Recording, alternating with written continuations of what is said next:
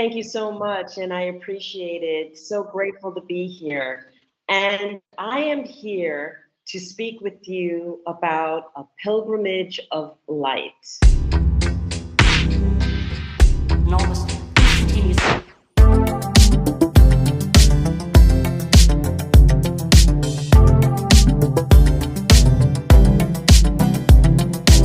And I want you to experience the extraordinary and spiritual expedition to Egypt.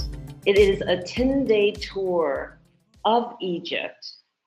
It's going to be taking place October 10th through 20th, 2024.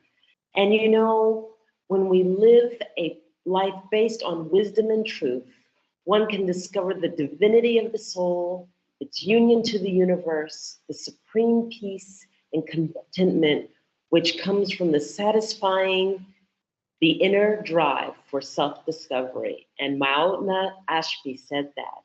So who am I first? I am Dr. Enolia Foti, and let me introduce myself. I am a grandmother elder that has been initiated by the Ojibwe Nation of Canada with the official recognition of my lineage from the Quiros Indians of Peru. And I've been fortunate to learn from many esteemed grandmothers and grandfathers of diverse indigenous cultures all over the world. And that cultural foundation has been further enriched by my 2-decade tenure with a Fortune 500 corporate entity. So why do I say that? I say that because I have traversed 40 different countries. And one of the things when we're traveling is we're like, well, who do I want to go with? And why would I want to go with them? And do I feel drawn to go with them? And why and how would I experience that particular country with who I'm being led by?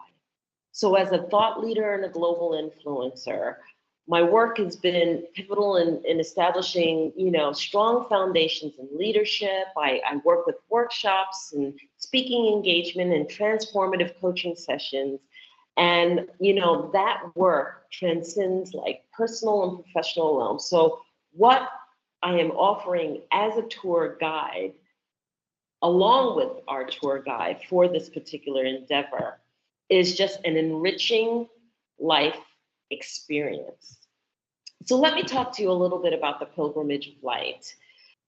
So as we look at this, I don't want you to think that it's going to be a typical experience. It's not a typical experience. We're going to embark on a transformative journey. That's what I would like to call it, that transcends the ordinary tourist experience. And I'm going to read a little bit about the Pilgrimage of Light. It's designed for those with a profound connection with the sacred and a deeper understanding of mysticism and foundation of love as a guiding principle. This expedition provides privileged access to hidden temples and sites, offering an opportunity, a unique opportunity to explore ancient mysteries of Egypt. Our tour is expertly led by the Sufi master Farag Hawash, where his family has been 3 generations in sharing and guiding this mystic spiritual experience, as well as along with myself. So between the two of us, you're going to have a profound immersion into the world of ancient rituals and practices.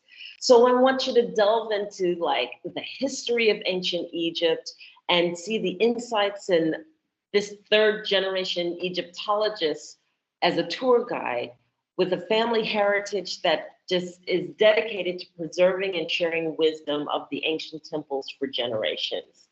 So as you embark on this remarkable journey, and yet assured that your accommodations, including luxurious hotel stays. So we will be staying at the top of the line hotels. We're going to be engaged in the 5-star cruise line. And these areas have been meticulously chosen to ensure your utmost comfort and your satisfaction. So understanding this, I want to share with you the itinerary of the Pilgrimage of Light. So on day 1, what you're going to do is you're going to arrive in Egypt. Cairo Airport, your transfer will be taken care of, and you'll be staying at your hotel. And the beautiful, beautiful hotel that we've chosen is the Marriott Mina Hotel House. And you're going to have a welcome dinner, and your accommodations will all be set for you to rest, relax, and take it easy from that long, long journey. And then we're going to explore day 2, the Giza Plateau. We're going to have the opportunity to not only go and visit the pyramids of Giza, which has been recognized everywhere, as well as the Sphinx, but we're going to be able to spend private time in the King's Chamber. So what an experience, because typically tourists are not afforded that opportunity to visit this. You have to have a special permit in order to engage this. And that is one of the things that we'll be able to do in this journey. On day 3, we're going to be able to visit the Saqqara and Dashur pyramids. And Dashur and Saqqara are special because Saqqara pyramid is actually typically named the Bint Pyramid. And again, bringing that ancient history in terms of what you'll be able to see, what you'll be able to experience in these beautiful, beautiful places. And then day 4, we're going to spend time at the Cairo Museum and the Citadel. We'll also be visiting the Hanging Church of Cairo and the Cavern Church. So, when we talk about these particular experiences, the Cairo Museum alone brings so much richness in terms of understanding cultural heritage, understanding how and what artifacts have been selected and chosen to show and share display. But the Citadel is something you just have to experience. It's when you walk through it and the depth and the hugeness of these particular architectures is just something that you can't describe, you have to see. That includes the Cavern Church, which is literally embedded in a huge cavern or a huge mountainside, but yet the architecture and how it's actually carved is just, it's beautiful to see. So that just shares with you just a little bit of what we'll be taking a look at. Then what we're going to do is we're going to fly to Aswan. And Aswan, there you'll be able to see the unfinished obelisk, where it's actually been carved out, but yet not taken out of the earth, to see how masons were able to truly, truly do and execute their craft at its best. And then we'll check into the Cruise Nile, and we'll lunch on the Cruise Nile, and we'll visit the Nubian village, which is the most colorful experience that you'll ever have, because the colors, the brightness of how the Nubians lived is just something to see and to be in awe of. So that, along with just the beauty of the Nile, and finally experiencing this cruise line where every need that you could possibly want has been taken care of. So then we're going to be taking time on the Nile, but while we're on the Nile, we're going to visit the Philae Temple, which is the temple of Isis. And we're going to sail to Komombo. And in visiting Komombo, we're going to visit the temple of Sobek and the elder Horus. So these are all of the temples that you hear about, but to be able again to experience them, and then going with our Sufi master and going with myself, being able to engage in ceremony. So this won't be just a picture-taking temporary, visit and, oh, it's nice and take a look, but we'll be able to work with sound, ceremony, and experiencing the beauty and the way of auditory delights like never before. That's the best that I can do to explain it. And then day 7 of the Nile cruise, we'll have our breakfast and we'll go to Edfu, which is the temple of Horus. And then we will experience the temple of Horus and then go to the temple of Luxor. And in that Temple of Luxor, we'll be able to visit it in the evening and just have this beautiful, beautiful, wonderful experience that just prepares you for that which we're going to see, because by here we're starting the first day of the full moon. And as you all know, full moons are 3 days. So to enjoy and experience this in the beginning of the full moon will be just absolutely wonderful, and especially towards the evening hours. On day 8, we will arrive in Luxor. And then what is special about day 8 is that day 8 is a full moon.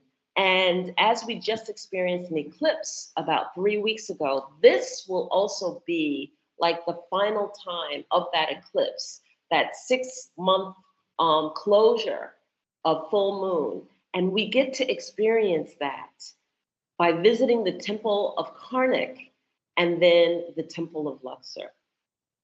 And that in and of itself, to be able to experience full moon in its brightness and in its energy as well, and having special access, again, permanent access to parts of Karnak that no one is allowed to be in. Karnak is huge, and to have that special access and private time in the full moon with the ability to be able to do ceremony should be the height of that experience. And then from there, we will be going to we'll be driving to the Temple of Dendera, which is the Temple of Hathors. And we'll also experience the Hathors. The Hathors were known for their auditory sounds and sound healing. And from there, we'll also be able to experience Abydos Temple, which is the Temple of Osiris, in its color and full fortune, a beauty to withhold, or just a beauty to behold. And then we head back out, going back to Cairo, and in that time frame between experiencing the Hathors and the Osiris, we'll be staying at a 5-star hotel before we bid adieu to Luxor and the town of Luxor and these beautiful locations. So then we'll head back, and you think that you're going to relax. Well, yes, you will. You will have been relaxed from staying at the 5-star hotel and headed to the Valley of the Kings and the statues of Memnon.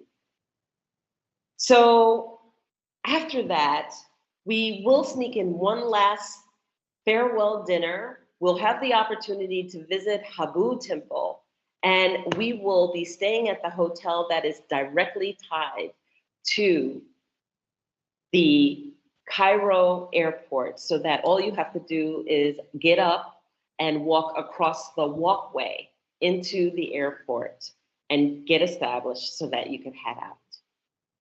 So I'm excited to be leading this particular opportunity. I hope that it sounds appealing to you.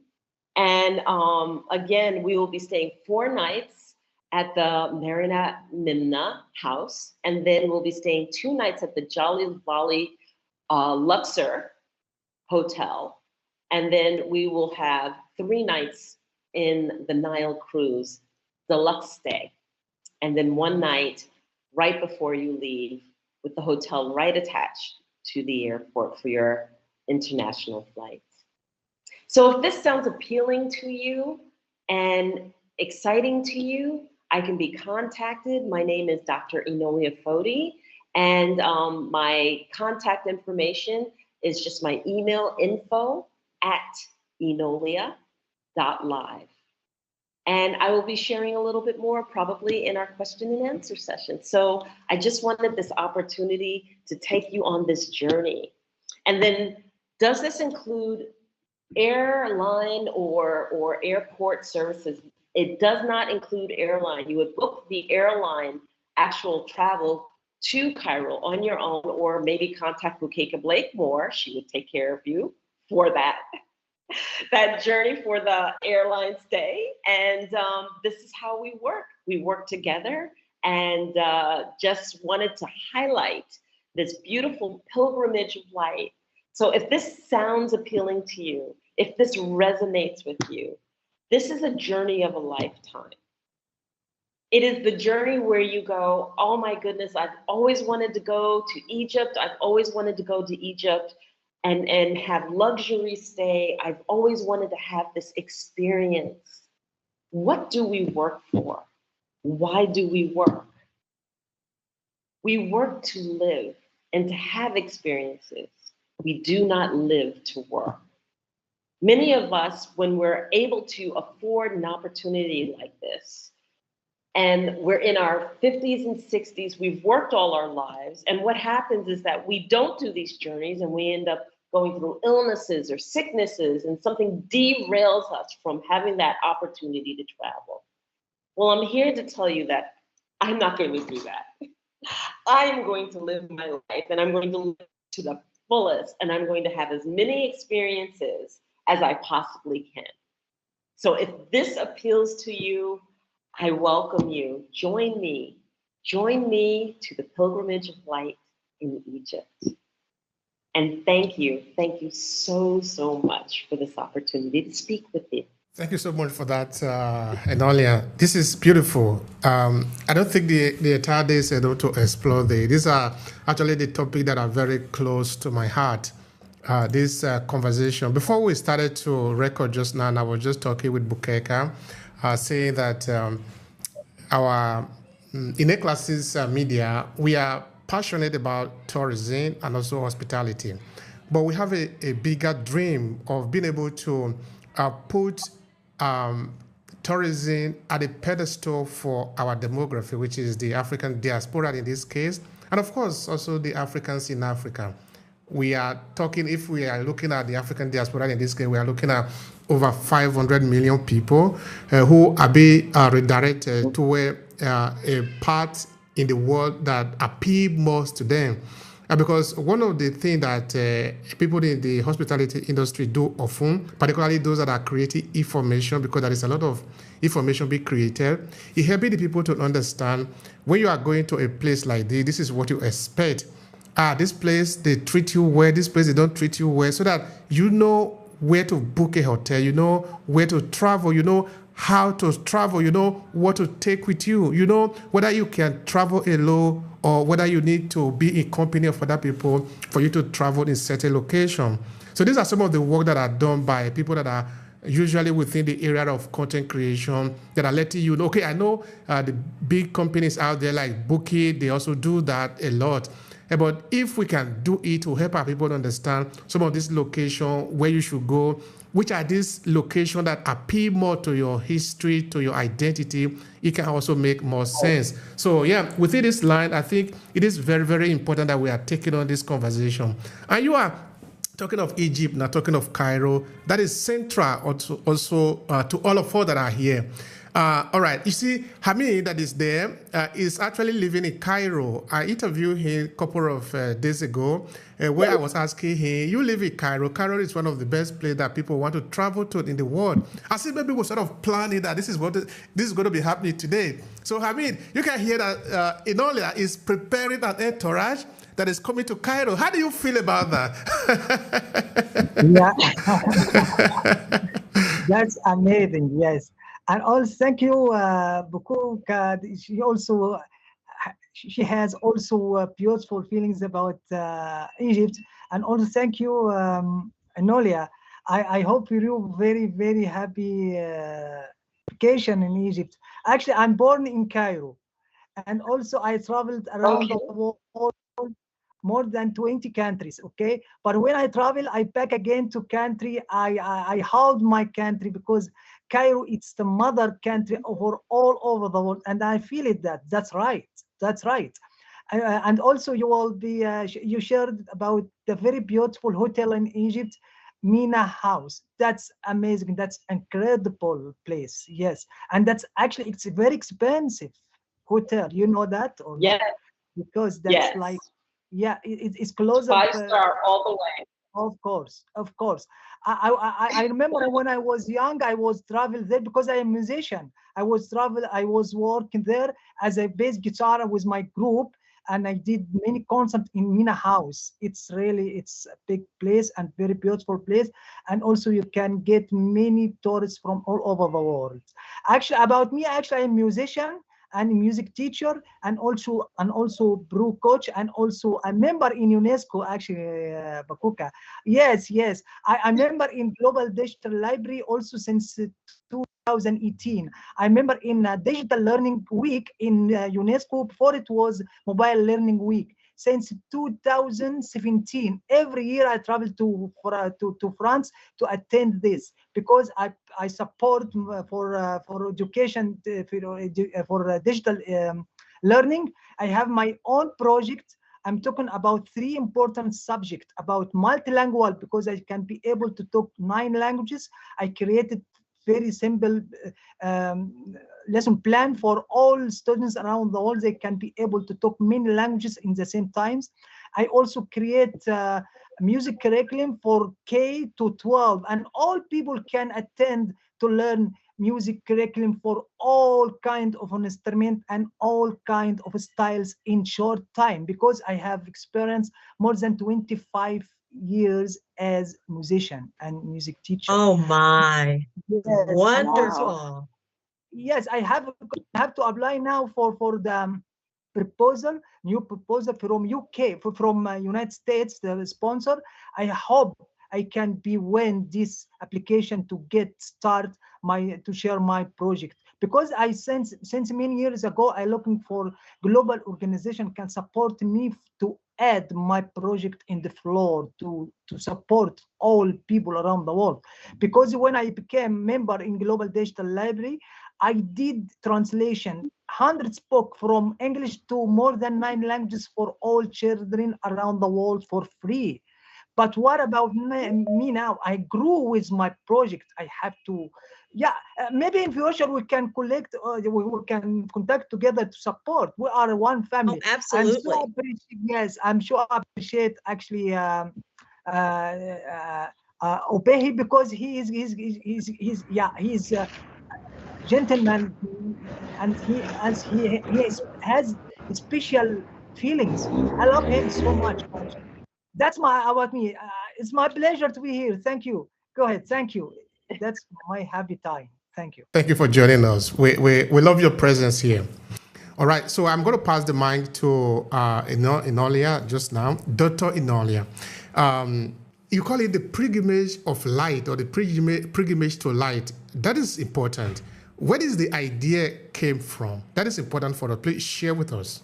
I was working with Sufi Master Farag Wash, who is our tour guide, who has done many, many journeys. And, you know, first and foremost, it's Egypt. And when the motherland calls and the history that's taken place and the energy that has been imbued there, you know, I've been to Egypt. And so, you know, first of all, I'm coming from the motherland. So I'm coming from Angola, okay? But I've been to Egypt, and the call to prayer, you know, every few hours reminds you that you are in a place of sacred space, okay? And then the history that are thousands and thousands and thousands of years old, where the mother of civilization started. We know that it initiated and started here in Egypt, right? And then the reminders around us. I don't want to go as a tourist. I don't want to go there where I'm not present.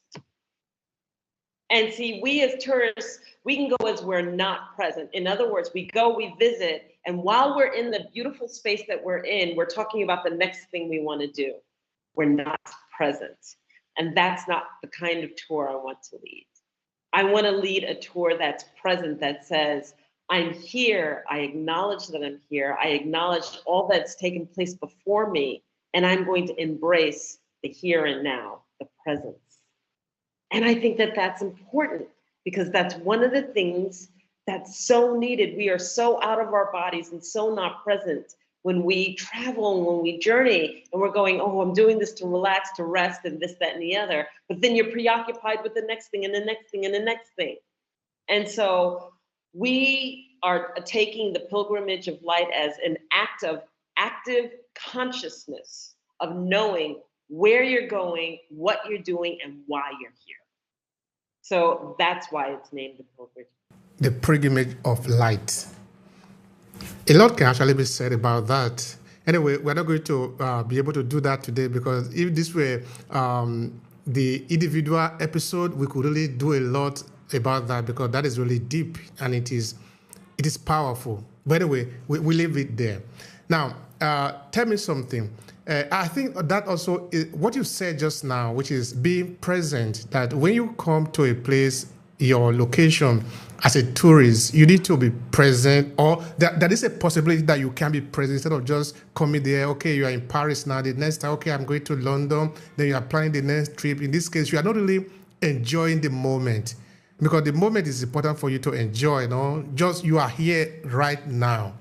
Enjoy whatever is happening here right now, fully, 100%. Now, that is what we are talking about today. Helping the traveler, or helping the people understand the value, or get the value, more value out of their sojourn. What are the plan you have in place to make it more appealing to the people? Of course, that is the topic of today. Help me understand that. So to me, I think it begins with the mindset. if you go without expectations and go with the intention of going, I choose to enjoy myself. I choose to enjoy myself, right? Then the menial little things that may not fall into place aren't going to blow up the whole world because the pillow wasn't right or the accommodations were too slow for you. When we acknowledge how we choose to show up, then we can embrace the fact that when you go to another country, you are going to a different rhythm, a different way of life, a different way of being. The rhythm of Africa is not the rhythm of Europe. The rhythm of Europe is not the rhythm of US, which is not the rhythm of, I don't know, New Zealand or Italy for that matter, right? You know, when you're in Italy, when it's time to eat, you are going to take a few hours to eat. You are not going to rush through a meal. You're not going to go fast food. That is a different rhythm. So how do you show up for that? Are you going to sit there and complain? It's like, I called the waiter 4 times and they didn't come and I need to leave and I need to... Or are you going to go, I'm going to take my time. I'm going to enjoy this meal. I'm going to look for the presentation of the meal. And my palate is going to just sit back and relax and enjoy and embrace that which I came here for, which is to have an experience. So how can you have an experience if you're showing up in the wrong mindset? So it starts with you. How do you choose to show up? What is your expectations? Reset it and open your heart and your mind to something new and embrace it. Look for the new culture and learn how things can be done exactly getting the same results, but a different manner of approach. This is the beauty about travel. This is the beauty about culture. This is the beauty about people. And if you're not going there for embracing those things, then why would you be traveling? So I hope that answers the question. He answered the question. You are very infectious in your presentation. So I believe the people that are coming, they will have a lot of value in meeting you and hearing you say what you have to say about the place. This is a good thing for you. I'm happy for you. You know, one thing is to do something. Another thing is to do something because you really love it and you pour yourself in it. That is what I'm saying. I'm just saying what I'm saying. Welcome, sister. Okay, I think I've gotten a question for you. The first question is this one. Who are you targeting in this pilgrimage of light? Be specific on that. Please go. I am targeting those like-minded. It doesn't matter to me the age. I'm looking for like-minded people. So therefore, people who are present, people who want to have a spiritual experience, people who want to acknowledge that there's a higher being, whether you call it God or Yahweh or whatever the case may be, but there's a higher being and we are going to be under God, period. That's what we're going to do. No questions, no ifs, no buts or ands about it. very, very clear. And it's just going to be a divine alignment of travel under God's light to see beautiful history through those eyes. Thank you so much for that. That conversation is deep. These are important things we need to be talking about all the time. How can people connect with you, those who want to do business with you? And of course, why not tell them how to buy this ticket? So you're going to do that directly through me, okay? So because I'm working with a travel agent in Egypt. So what they're going to do is they're going to contact me at info@Enolia, my name, ENOLIA.live, okay? And you can also check out my website, which has all of the pictures of the itinerary, the costs, cancellation policy, everything is right there. And that is at Enolia, ENOLIA.live, LIVE. Now, if you want to purchase your transportation, your airline ticket, because that's not included, okay, then you're going to talk to Bukeka Blakemore at bukekastyle@gmail.com, okay? But to contact me for the actual trip, you're going to contact me at info@enolia.live and go to my website. And you can also register for the trip without a financial commitment. So then that way we can be in contact. I can share the details with you. And I'll be happy to have the conversation with you of setting expectations. And, I love what you said, Obehi, and I've always subscribed to this. And for those, because, we're going to have people from all walks of life. There are many roads to the one, but there's only one. And I respect all roads to the one. So come join us and learn from our peers, because that's what it's all about. Thank you so much, sister. That is so beautiful. It's so beautiful. It's so immense.